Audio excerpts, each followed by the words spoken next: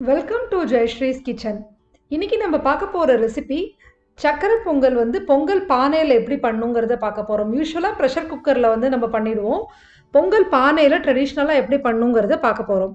இதுக்கு முதல்ல ஒரு கடாயில் 2.5 கப்பு பொடிச்ச வெல்லம் நான் சேர்த்துக்கிறேன். 2.25லேருந்து 2.5 கப்பு சேர்த்துக்கலாம். அதோட ஒரு 1/4லேருந்து 1/2 கப் தண்ணி விட்டுக்கலாம். தண்ணி விட்டுன்ட்டு இது ஆல்ரெடி பொடிச்ச வெல்லம் தான், ஆனாலும் இதை நம்ம ஃபுல்லாக மெல்ட் பண்ணிக்க போகிறோம். நல்லா கரையட்டும் இந்த வெல்லம். இப்போ வெல்லம் நல்லா நம்மளுக்கு கரைஞ்ச உடனே இதுக்கு பாகு கன்சிஸ்டன்சியெல்லாம் எதுவும் நம்ம பார்க்க போகிறது கிடையாது. இது நல்லா கரைஞ்சதுக்கு அப்புறமா இதை இன்னும் கொஞ்சம் நேரம் நம்ம கொதிக்க வச்சுட்டு அப்படியே நம்ம எடுத்து வச்சுக்க போகிறோம். நல்லா டார்க் கலர் வெல்லம் யூஸ் பண்ணும்போது பொங்கலோட கலரும் நல்லா பார்க்குறதுக்கு நல்லா டார்க்காக நல்லாவே இருக்கும். ஸோ இப்போ நம்மளுக்கு வெல்லம் நல்லா கரைய ஆரம்பிச்சுடுத்து. இப்போ நல்லா கரைஞ்சாச்சு. கரைஞ்சதுக்கு அப்புறமா நம்ம சொன்ன மாதிரி 2 நிமிஷம் இதை கொதிக்க வச்சுக்கலாம். கொஞ்சம் கெட்டியாகும் அந்த இது வெல்ல சிரப்பு. அதை நம்ம அப்படியே ஆஃப் பண்ணி தனியாக எடுத்து வச்சுக்கலாம். இப்போது நான் ஒரு பாத்திரத்தில் 1 கப் பச்சரிசியும் 1/4 கப் பயத்தம்பருப்பையும் நல்லா வாஷ் பண்ணி எடுத்து வச்சுருக்கேன். உங்களுக்கு வேணும்னா லேசாக அதை பருப்பை சூடு பண்ணிவிட்டு வறுத்துட்டு அதுக்கப்புறம் கூட சேர்த்துக்கலாம். சூடு பறக்க வறுத்துட்டு கூட சேர்த்துக்கலாம். இப்போது ஒரு பொங்கல் பானை எடுத்துட்டு, வெங்கல பானையில் தான் நான் பொங்கல் வைக்கிறேன். பானையில் ஒரு 7 கப் தண்ணி விட்டுக்கலாம். நம்ம 1 கப் அரிசி போட்டுருக்கோம். இதில் 1/2 கப் பால் விட்டுக்கலாம், பச்சை பால். இதை நல்லா நம்ம பொங்க விட போகிறோம். இது நல்லா பொங்கி வரும்போது தான் நம்ம அரிசி போடணும். இப்போ பார்த்தீங்கன்னா பால் நல்லா நம்மளுக்கு மேலே இந்த தண்ணியும் பாலுமாக இருக்கிறது நல்லா மேலே பொங்கி வருது. இப்போ தான் நம்ம பொங்கல்னு சொல்லிட்டு அதில் அரிசி போடுவோம். நாங்கள்லாம் வீட்டில் பொங்கலோ பொங்கல் மேலே பொங்கி வரும்போது பொங்கலோ பொங்கல் சொல்லிவிட்டு அதுக்கப்புறமா இந்த பொங்கல் பானைக்கு நமஸ்காரமும் பண்ணுவோம். இப்போது இது நல்லா மேலே பொங்கி வந்துடுச்சு. இப்போ இதில் நம்ம அரிசியும் பருப்பும் நம்ம வாஷ் பண்ணி வச்சுருந்தோம் இல்லையா, அதை நம்ம சேர்த்துக்க போகிறோம். சேர்த்துட்டு இது நல்லா நம்ம கிளறி விட்டுக்கலாம். இப்போது இது நல்லா குக் ஆகணும். இந்த அரிசியும் பருப்பும் நல்லா நம்மளுக்கு குக் ஆகணும்.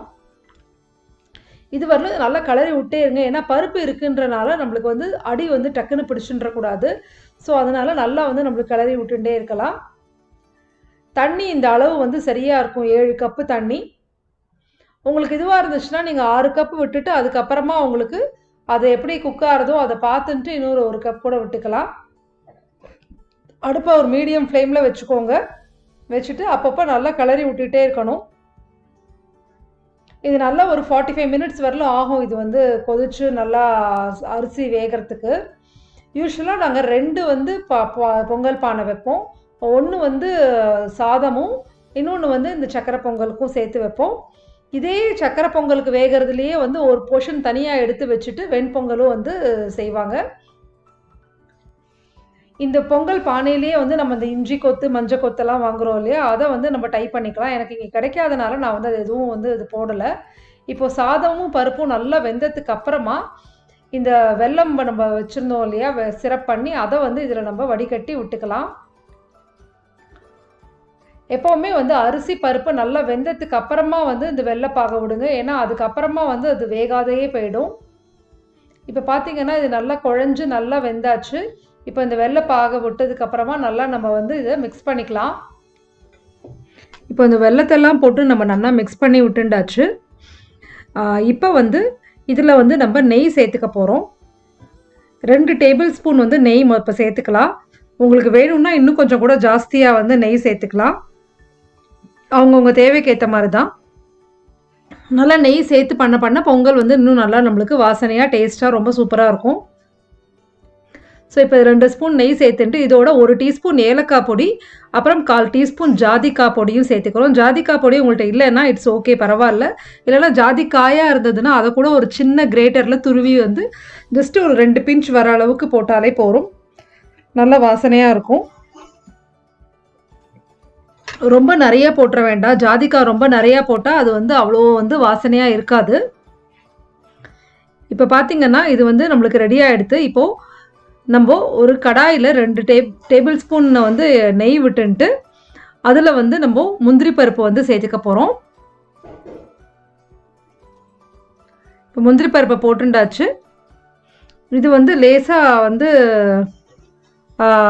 வறுபட்ட உடனே நம்ம வந்து இதில் ரைசின்ஸும் போட்டுக்க போகிறோம். உலர்ந்த திராட்சை இதையும் வந்து போட்டுக்க போகிறோம்.